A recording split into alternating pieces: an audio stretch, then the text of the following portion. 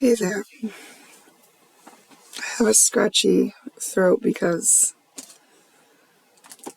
I was actually trying to sleep and I just couldn't. So I feel like I just got to get this out. And to be honest, at this point, I think it's more from me than you. And I'm still going to share it though.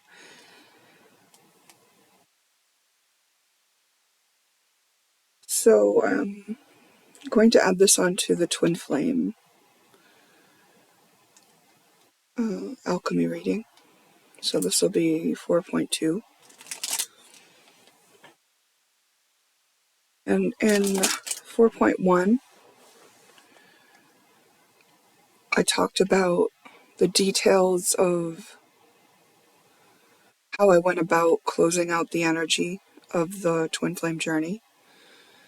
In the Alchemy reading 4, which was the Twin Flame journey that these are branching from, I recapped the conclusions I came to for my Twin Flame journey.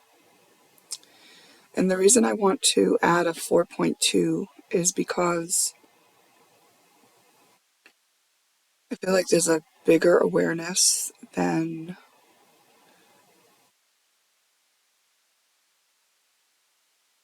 what I've shared in 4.2. And I feel like it's possibly limiting if I don't add this. Okay.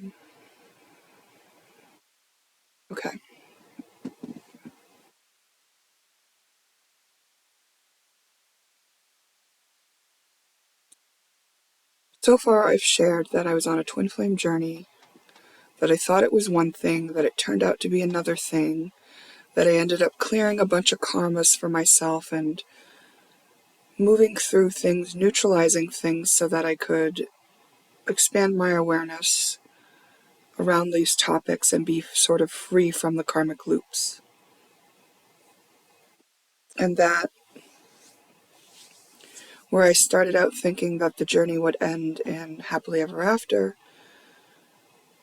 I actually was brought to a place where I realized that it had happened just how it was supposed to, and it was for the purpose of me freeing myself from those karmas.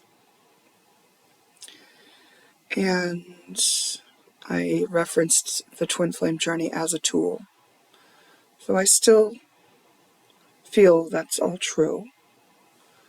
But I just feel like there's another way to talk about it, and that this concept, when I apply it to the twin flame journey, I can see that it can also be applied to anything. I mentioned how I was just going to be, I don't think it was in the twin flame alchemy reading that I said it, but must have been one of the other alchemy readings, where I mentioned that I was just giving a framework to use to understand something in. Like a framework meaning I was laying out scenarios and showing patterns of energy and how to move it, so that you could apply like the method to your own scenario, right? So what kind of like opened up for me a little bit in a way that I just wanted to share it is that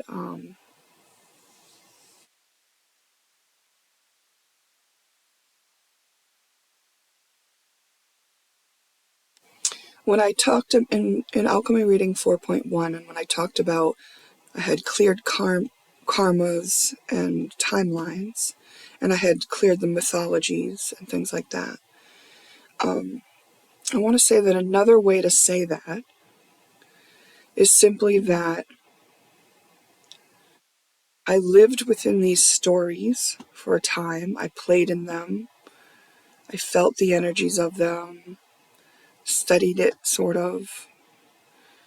And then when I was done doing that, that's when I sort of completed it, right? That's when I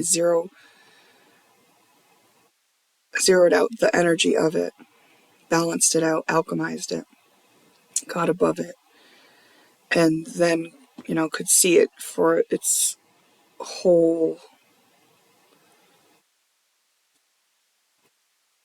what's the word that I'm looking for? Range. I'll say range of possibility, right? Okay.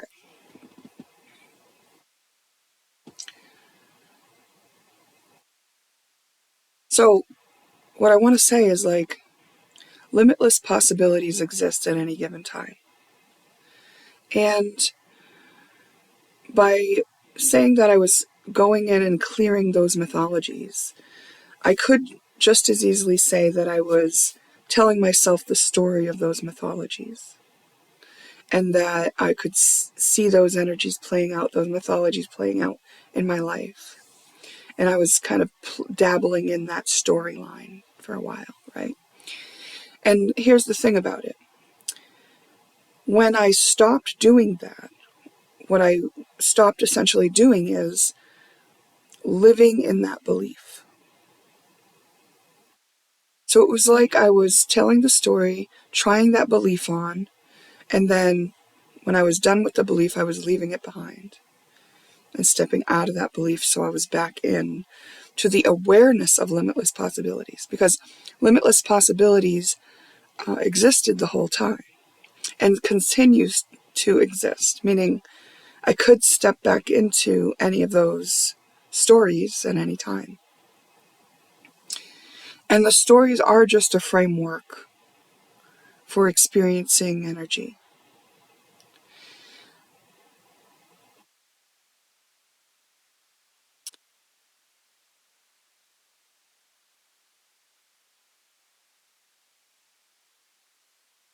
Along this journey,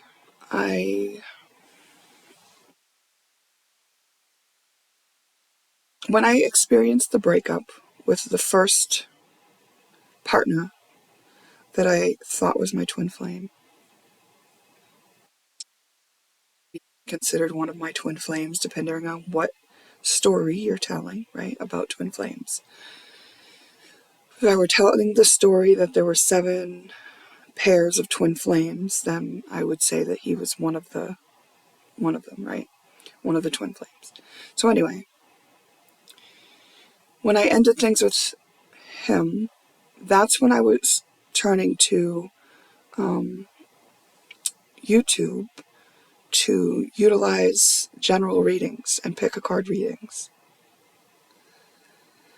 And I got really into it for a bit, and I was fascinated by it. And I started doing it myself as well, because I've never been one to just kind of believe the story that someone else was telling me. I wanted to experiment.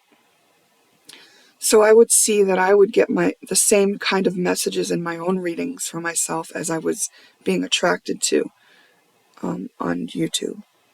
So for me, that meant they held more weight, and I could kind of rest in what I was getting for messages. And then especially if I could go to a bunch of different readers and get a similar message from each, right?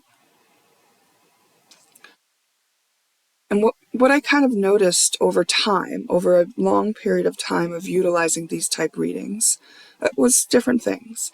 Like, I could notice that eventually that some readers were looking at the same energy from a lower vantage point. When I say lower, I mean more dense. So the story they would tell about that energy sounded a little bit more dark or dense, or had a little bit more pain painted into it. And then you could have another reader who could look at that energy, and then the story associated with it would be much lighter, right? A high vibrational story. Maybe there would be something about star seeds and a mission and Earth School and these type things, right? And so that was one thing that I observed. I'm going to actually pause you, take a drink, and be right back.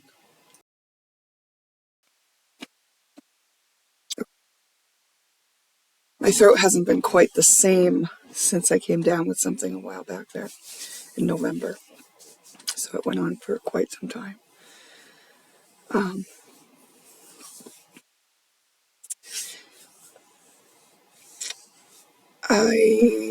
Okay. I continued to watch these readings and then noticed that upon shifting my story, I could line up with different readings. So, say in response to a reading that I consumed, I felt a certain way.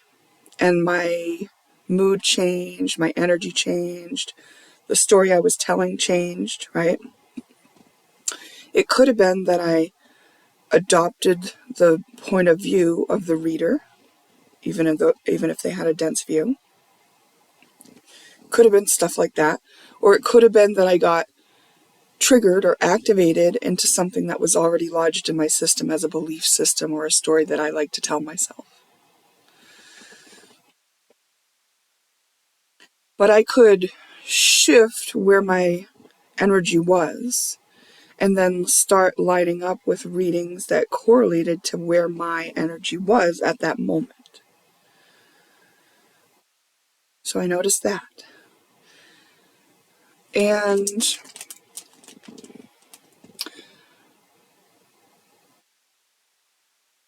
eventually I came to a place where it was more like I said to myself, all right, well, I'm going to be more choosy with whose readings I consume, which readers I resonate with, right? And so as I did that, it was sort of like I was taking more control over what stories I allowed to run in my psyche, right? Or I allowed to run in my system. And I would easily reject something that I felt was maybe the right energy or maybe an energy I could understand, but not the angle that I would want to look at it from. And then, let's see, that put me more in an observer mode when I consumed these readings. And from there, I let myself experiment with looking at some that I didn't necessarily feel I resonated with. And because I just kind of wanted to see, like, I guess I was studying this from all angles and what it felt like and what it was like. And so I started seeing readings that were interesting to me, but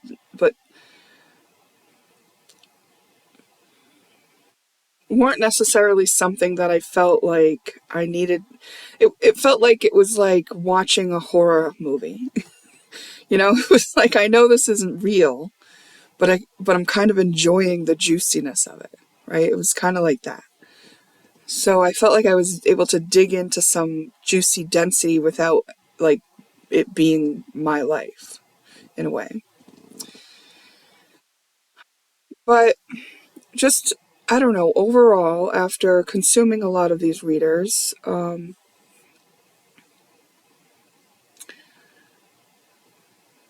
I started to see it as sometimes the reader's biases, well, all the time the reader's biases, my biases come through too.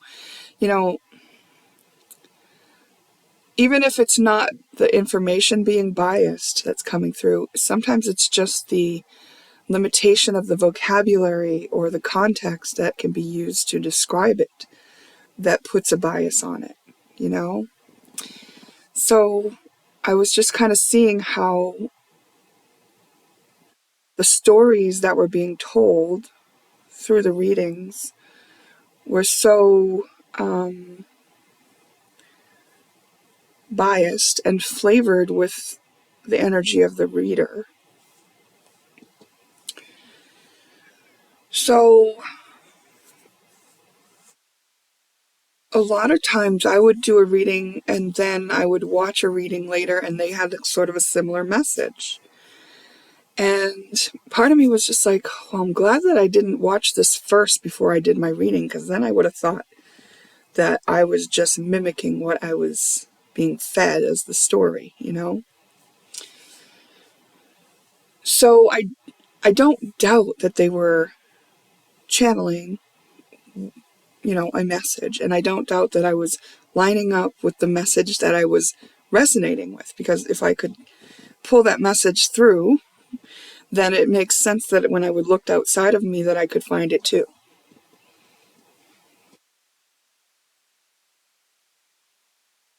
But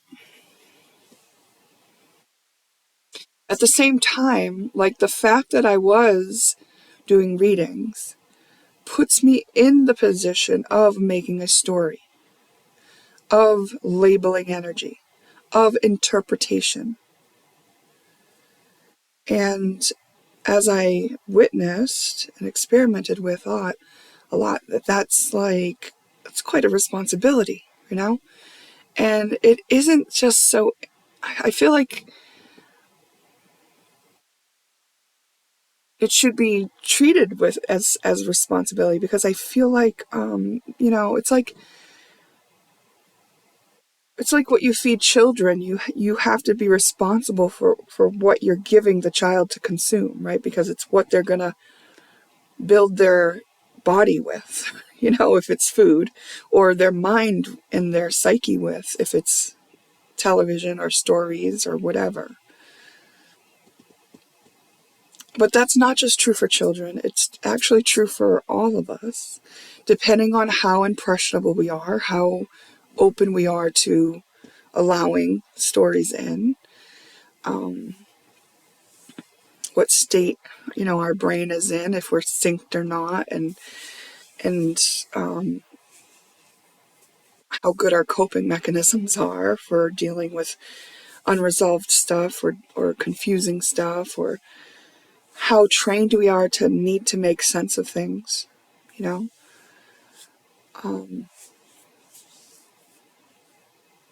So on the one hand, we need a framework with which to like navigate,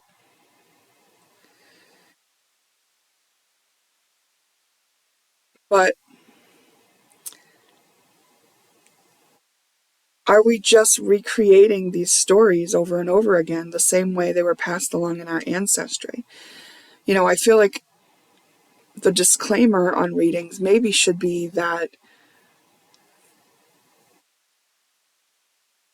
it's your responsibility to deal with this energy, like that this isn't a life sentence, right? That this is just energy and you are in control of your creation, you know?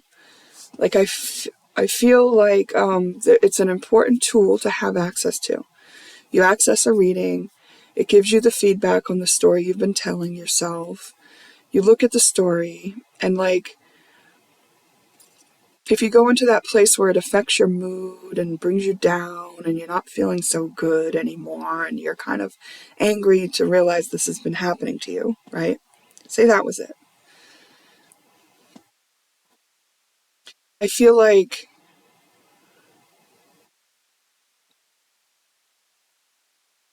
simply that is not a good use of a reading. I feel like these readings giving us information like that, the best way to use it is to say, oh, I have this feeling that I need to deal with, right? I have to tend to this story that I'm telling myself. This is a story that's making me uncomfortable. This is a story that limits me. This is a story that sucks. I don't want to hold on to this story. Like, I don't want this to be the story that I continue to live out, right? Because I know through my experimentation that I could change my story and instantly have the feedback to match my new vibration, you know? So it's just tuning to the story that you want to live. And so to use the readings as a way to tune yourself, I think that's a good use of the readings. I think it's dangerous to use it in a way where you think it's predicting your future, or you think it's limiting you, or you think it's telling you about what people are saying behind your back. It's like, no, that's actually giving you the heads up on how that would feel if that were happening. If it's behind your back and you don't even see it, and everything's happening for you, what good would it be to know about it? Well, what good it would be is to process the feelings of that ever happening, so that you become the version of yourself that loves yourself even if that happens, that has your own back even when that happens, that doesn't sink into low self-esteem or take it personal. And so you get to deal with anything that's in the way of those things by knowing something like that, you know? Because I came across a lot of readings, and there was a point where I just refused to watch any of them because I knew that it was lower vibration. And these are things like, what's the latest gossip on you? What do people think about you, but they don't say, and things like this. And it's like, okay, that was very interesting for me in the beginning. And I do think that there's some, value in consuming some of those readings, but not as a habit. Like, just as the way to tap into any part of you that might take things like that personal, or that might use information like that as a way to value or devalue yourself. Like, that is a good use of those things. So, all right, and different what else? There was another point on that, but I knew I was going to forget it if I explained one part of it. I knew I was going to forget the other part. Let me see if I can grab it back.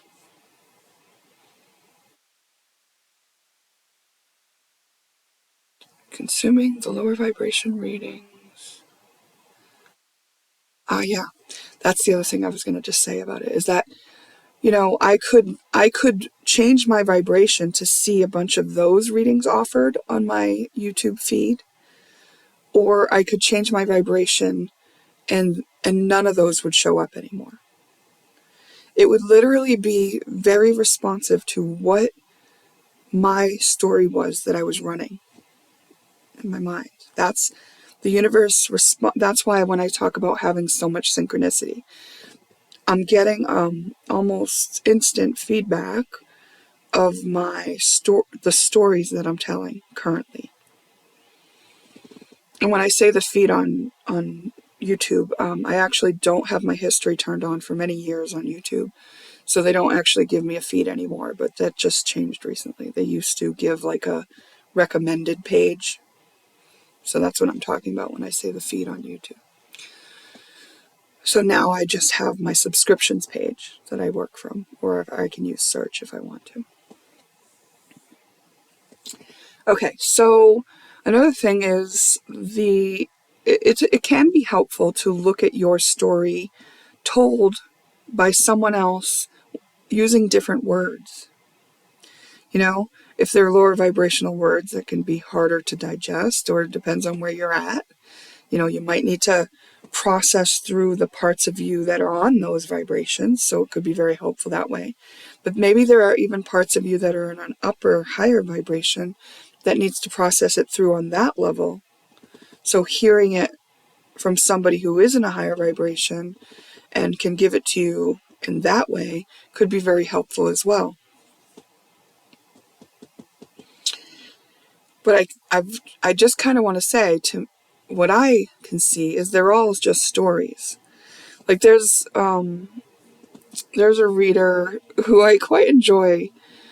What is her name? White Feather Tarot. She has quite a high following. I think her readings get like 176,000 views or something. That's quite a bit, right? But never once has any of her predictions come true for me, even though I resonated with the readings, right? So I just kind of want to say, like, they are just stories. Those are the stories, and I liked the story she was telling. I like the way she tells it, right? There's another reader that I've been enjoying. She only has maybe 30 views or whatever on a reading.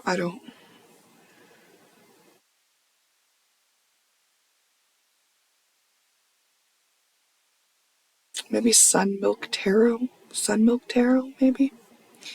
Anyway, her delivery is so, like, gentle and kind that even if she says something in the reading that doesn't pertain to me, I just like how she is so gentle in her delivery that I never take it personal. You know, like, there are other readers that could trigger me. The reader from, I think it's called like Happy Twins 111 or something. Charlotte is her name. And it's a twin flame channel. So I haven't watched it in a long time, but I used to. And her delivery in itself could trigger me pretty hard, because she would say the story in such a way that it would, like, trigger one of my ego defense mechanisms. And, like, there would be times I would just click off her reading, you know, taking it very personal. So I've noticed that, like, you know, I'll let some people talk to me longer if they're just talking nice, which is kind of interesting, because if you've been following me on this channel, then you know that for a while I was doing these, like, I was labeling my readings as blunt truths. And so that's more like that Charlotte's style, where I didn't want to sugarcoat anything. Like, she doesn't sugarcoat anything either.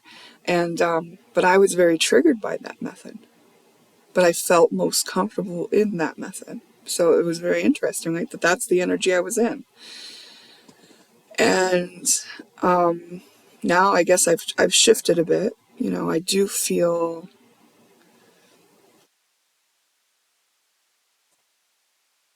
you know, I've kind of just gotten off the topic, right? I'm not really telling you about you now. I'm giving examples now. I'm sharing from my experience now. Describing moving energy and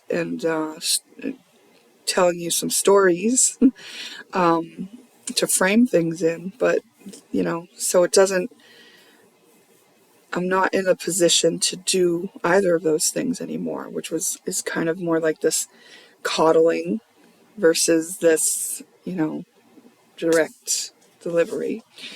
But these are just two different storytellers, right? It's just their style. And one is not better than the other or worse than the other, because at times I really needed that, you know? At times I really needed the gentle, and at times I really needed the direct. Because even though Charlotte could trigger me, it was only sometimes that I would switch off. Oftentimes I would go back to it, or I would work on it after I switched off, and I would work through whatever I was triggered in. Right? Because a trigger means I've been activated into a part of my story that I have been tangled in, that I've misunderstood, been overwhelmed by, or haven't been able to process yet. But it's still my story. It's still my meaning that I've applied to whatever that energy is. So it's mine to work out.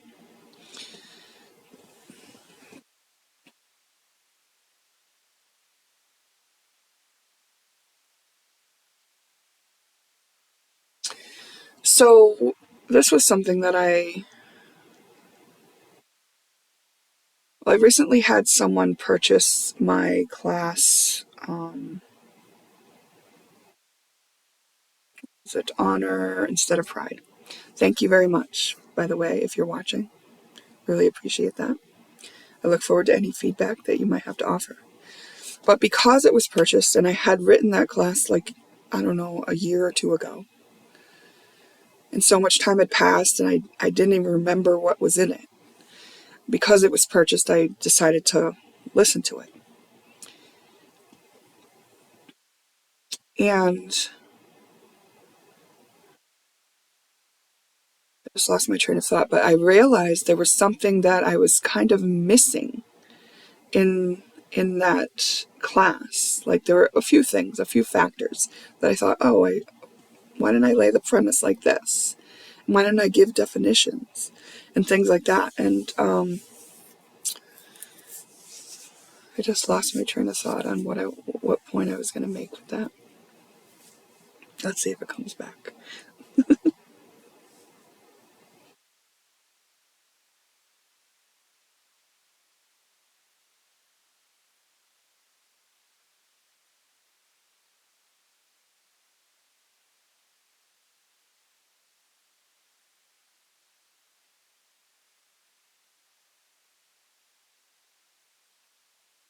I don't know, it's not coming back. All right. So anyway,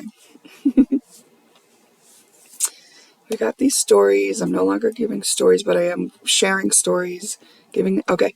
So that's what it is. It's just stories. And I feel like describing the energy like I did in Alchemy Reading 4.1, where I described clearing timelines, clearing the mythologies and the karmas. I feel like I could have been presenting a limitation there in a way, because the framework I gave was really closed in, and I defined things as like, this is timelines and karma, and so I kind of want to say like, those stories are the way that I use words to describe what I was doing with the energy. And that's all that is.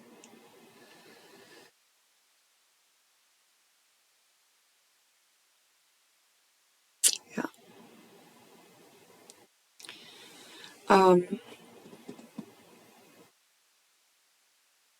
It's bugging me that I totally lost that point that I was going to make about the class. And it pertained to this thing, too. Well, anyway, I'll leave this in just because I do want to extend the gratitude.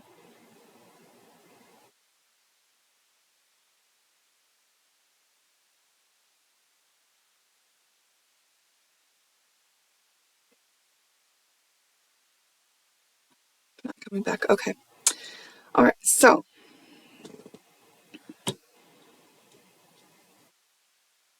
regarding this, I want to say that, like, the reason why I had to clear the karmas and clear the timelines from that twin flame journey is because I was telling the stories about it. Like, I claimed those stories. I gave meaning to the energy that contained a story. And when I did that, it was like I believed something, which created the limitation into the vast, limitless possibilities that exist. And it's like I claimed that as like, here's the thing that I have decided. So now I got to live this out, right? So the reason I had to clear it is so I could stop living it out. So clearing it was just like, well, two different things happened. For the mythologies, all it was understanding it, accepting it, and moving through it. And then if it was a personal karma, if it was like I was living out the story of being abandoned, let's say, by my true love or something, right? That was a personal thing, right? That was a story that stemmed from my personal energy from this lifetime, given the fact that my father did complete suicide, and you know, you could interpret that as abandoning me, right? And so that lodged in that energy and the story that I would then have to live out. And then I just had a placeholder for that story. Like, oh, here's where I'm going to live that out. This person is abandoning me. I feel like this is an important person to me. See how that mirrors, oh, my father is an important person to me and he's abandoning me. So in those instances, it wasn't just about understanding.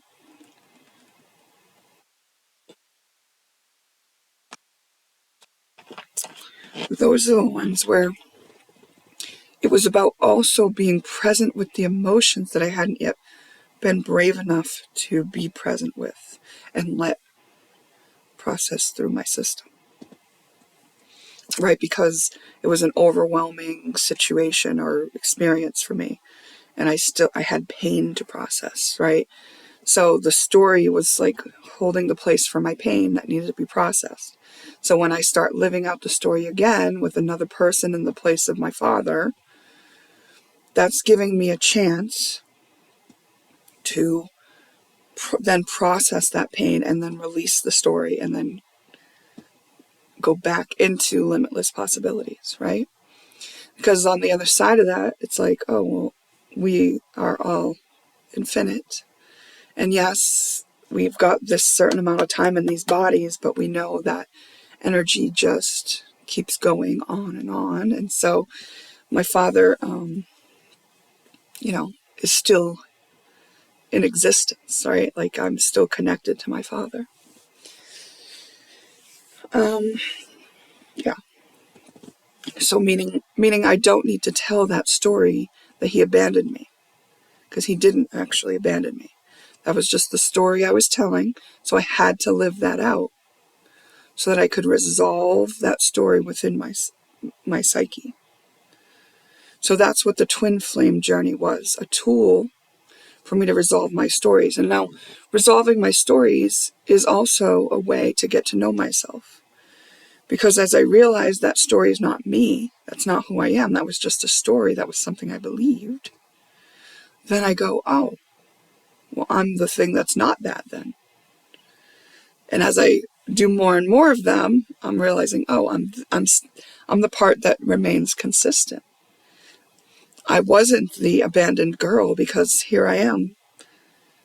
I'm continuing on, even though that story's gone. So that wasn't me.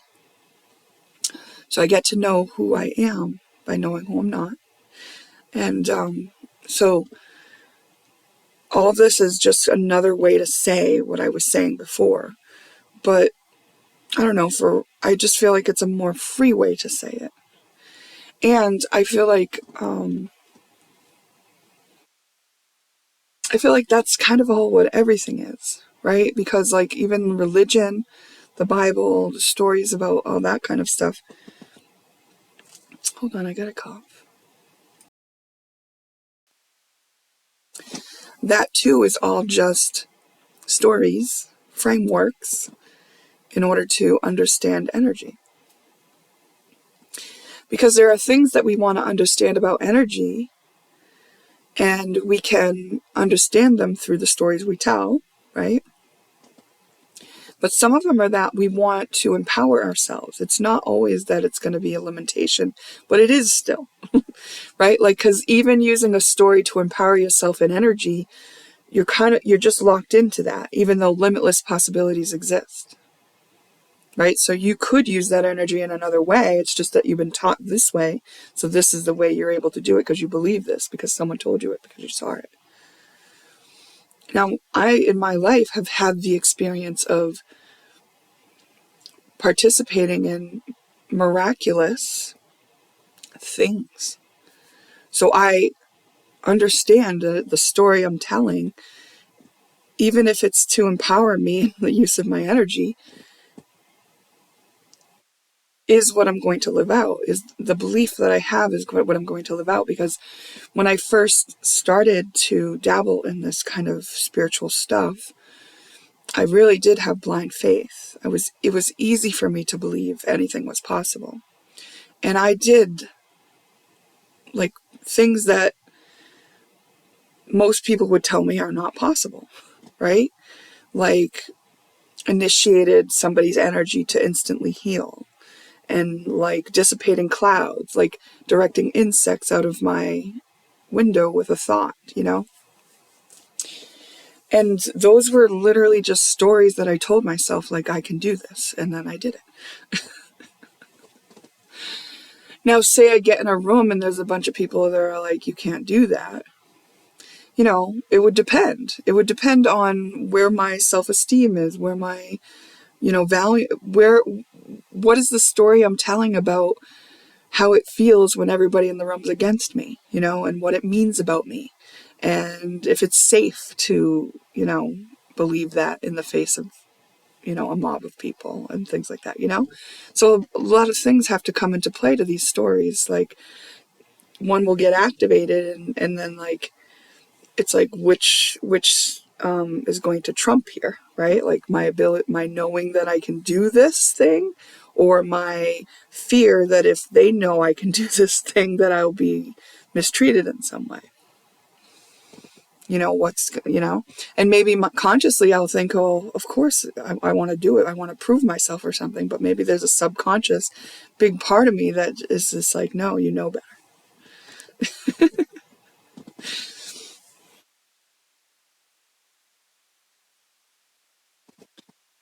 Yeah, so I don't know, along these lines of thought, I started thinking about what stories I have left, because I looked at my life. First of all, I'm really happy with the progress I've made. I'm quite delighted that this is the life I'm living compared to what I used to be living. So the stories I'm telling, quality of my stories has much improved. But yeah, there's still some stories here that I would like to release myself from, right? So ideally,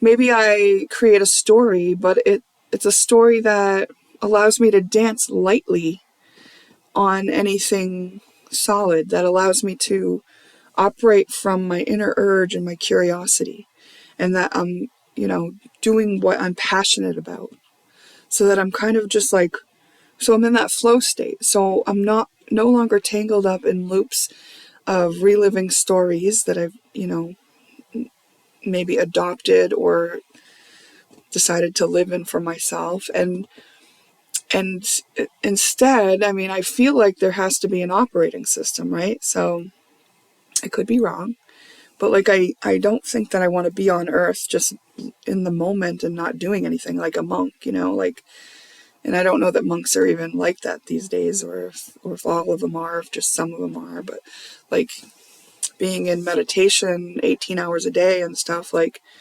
I feel like I've already done that in another lifetime, to be honest. So I feel like I do want a framework to work within, but I want it to be so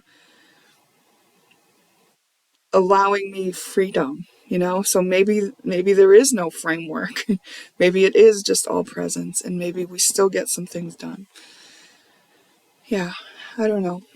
But I'm gonna just like kind of look at some more of a couple of the stories that I know that I like are like, oh, well, if I could disengage that story, that'd be kind of cool. And also, like, what I haven't mentioned in this particular talk is like the astrology chart, because I did mention in the other talk, 4.1, that the astrology was all there to correlate to my timelines and my karmas and stuff like that. So, when I talk about telling stories, it's because I'm talking about applying a meaning to an energy. So I'm more likely to apply a meaning to an energy based on what I've related it to from something I've learned growing up, something someone else did or showed me or told me or whatever, right? Maybe some conclusions I've made, But if I haven't had the experience of, if I've had experiences of limitation, then my stories would then stem from that. But I would say that, like, if we have children coming in and we don't download them with our limitations, I would think that they can live above that chart, that chart would be like accessible to them, but not the thing that's limiting them, because they haven't applied the meanings to, or, giving our children a framework to apply the meanings of those energies in a way that benefits them and doesn't cause suffering, because, somewhere along the way in this journey of studying astrology, I just came to the realization that I was alchemizing the chart, meaning these energies that I came in with on my chart are not what I'm going to have to live by this entire lifetime. Like, I'm not limited by these. These don't say who I am. I'm not just this, you know? Like, I have access to all the energy, and this is just the configuration that I'm here with, but I've lived it in other configurations too, so I can access those. Like, I just knew that, like, I knew that when I saw somebody in an astrology group, for instance, telling the story about how they got the short end of the stick because they had a certain placement that was difficult, in their eyes. And I had maybe the same placement, and I was thinking like, oh, well, I've alchemized that, or I kind of see above that, or I don't feel limited by that, And then I was just like, okay, so this is another instance, and this explains how our stories kind of make up what we're going to live out with those energies. So the astrology chart, yeah, it's there, and it's still a matter of what story is being applied. What do you think? What do you think when I say this? How does it feel? All right, so I've babbled on for quite a while, but I might be able to sleep now, so I'm thankful for the space to do it.